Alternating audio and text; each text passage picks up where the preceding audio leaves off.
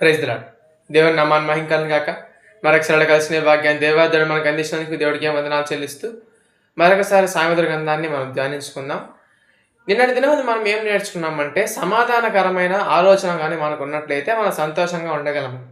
అసలు ఈ సమాధానకరమైన ఆలోచన మనకి ఎవరు ఇస్తారు? ఈ సమాధానాన్ని మనకి ఎవరు అందచేస్తారు? అనే మాటను మనం బైబిల్ గ్రంథంలో అన్వేషించినట్లయితే యెషయా గ్రంథంలో ఒక మాట కనిపిస్తుంది. అదేమిటంటే ఆయన బలవంతుడైన దేవుడు, ఆలోచనకర్త అని ఒక మాట కనిపిస్తుంది. హల్లెలూయా!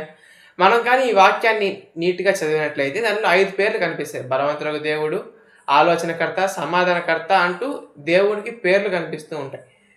దీన్ని బట్టి మనం రెండిటిని మనం తీసుకోవాలి. ఒకటి ఆలోచనకర్త, 2 సమాధానకర్త అయిన దేవుడు. ఈ రెండిటిని మనం జత చేస్తే వచ్చేది సమాధానకరమైన ఆలోచన. ఇప్పుడు మనకు సమాధానం కావాలంటే మనం ఎవరిని అడగాలి? ఒక మంచి మార్గం కోసం మనం వెతకాలి. ఎక్కడ మనకు సమాధానం దొరుకుతుంది అని వెతకాలి. యోహాను సువార్తలో దేవుడు ఏం చెప్తున్నాడు? నేనే మార్గమును, సత్యమును, జీవమును అని చెప్తున్నాడు. అంటే సమాధానకరమైన ఆలోచనలకి ఆయన మాత్రమే మార్గం. హల్లెలూయా! ఎందుకంటే ఈ ప్రపంచంలో ఎవరికీ లేని జ్ఞానం ఆయనకుంది. నీకు ఏ సమస్య ఉన్నా ఆయన సమాధానం ఇస్తాడు.